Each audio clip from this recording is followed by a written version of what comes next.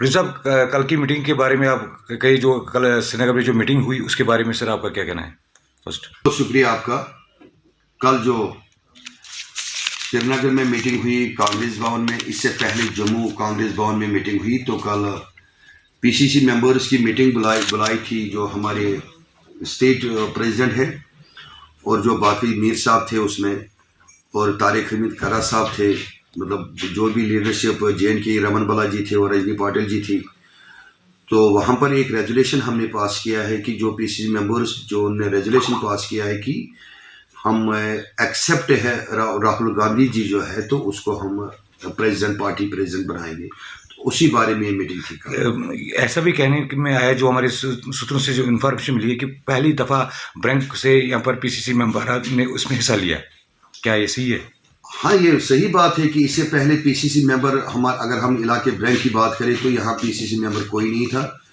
तो मैं ज़ाती तौर पर शुक्रिया करता हूँ अपनी लीडरशिप का, तो उनने हमें इस लायक चुना कि हमें पीसीसी मेंबर लिया।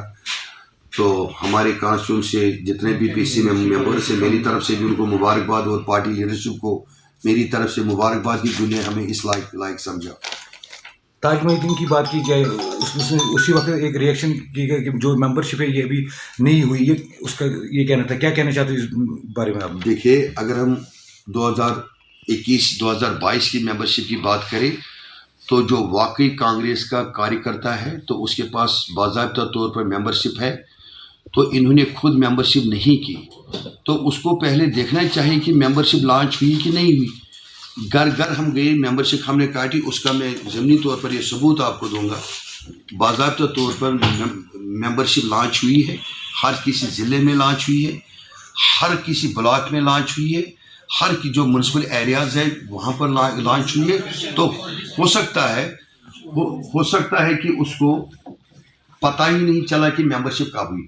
लेकिन जितने टाइम भी हमारे जो फॉर्मर पीसीसी प्रेसिडेंट है तो वो उसने 10 बार मीटिंग ये बुलाई।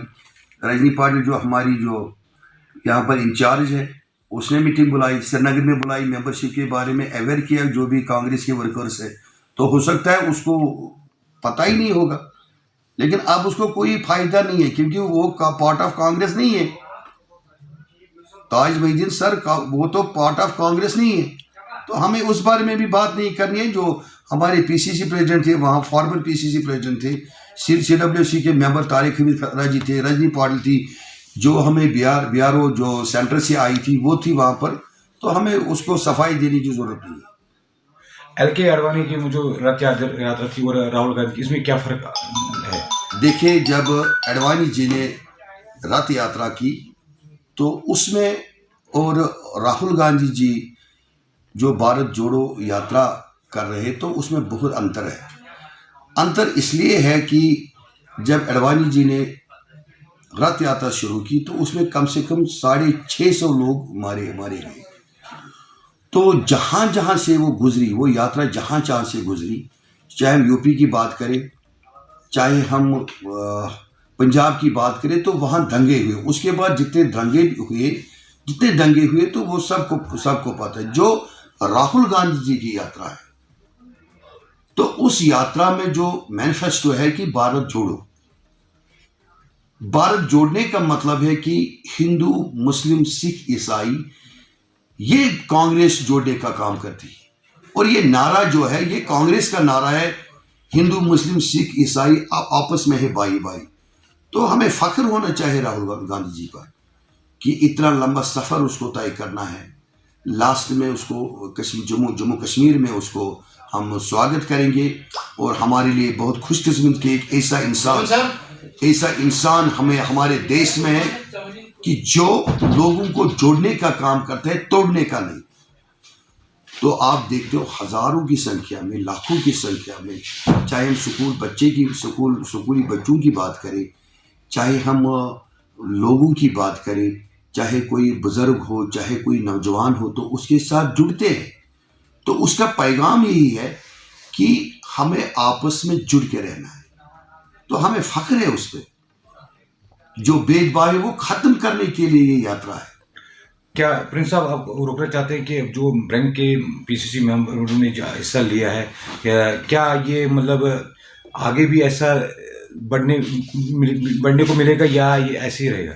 देखो, मैंने पहले ही अर्ज किया है कि आज पहली बार कांग्रेस पार्टी ने, हमारी जो लीडरशिप है हमारी, चाहे हम मीर साहब की बात करें, चाहे विकार रसूल जी की बात करें, जितने भी हमारे यहाँ पर टॉप लीडरशिप है, हमें मुबारकबाद उनको देना चाहिए कि आज उन्होंने ग्राउंड लेवल के जो वर्कर है तो उनको पीसीसी का मेंबर उन्होंने बुलाया। हम बहुत शुक्रगुजार हैं उनके। तो ये पहली बार है, आपने इससे पहले नहीं सुना है कि कोई इलाके में चाहे प्रिंस शेख हो और कोई हो कि पीसीसी मेंबर। हमारे लिए तो बहुत खुशी की बात है कि हम इस घर का हिस्सा बन गए। आज मुझे लगता है मैं कांग्रेस के घर का हिस्सा बन गया, तो मुझे बड़ी खुशी है। मतलब कल की मीटिंग की अगर बात की, वहाँ पर आप सब जितने भी मेंबरान थे उनका साफ कहना था हमारा प्रेसिडेंट राहुल गांधी होना चाहिए। देखिए, अभी जो हमें देखने को मिलता है कि एक लीडर पूरे हिंदुस्तान में है जो बीजेपी को करारा जवाब दे सकता है उनकी गलत पॉलिसी की वजह से। उसको कुर्सी की जरूरत नहीं है, वो कुर्सी का भूखा नहीं है। राहुल गांधी जी जो है, उसने कभी भी ये नहीं बोला कि हमें कुर्सी की चाहत है।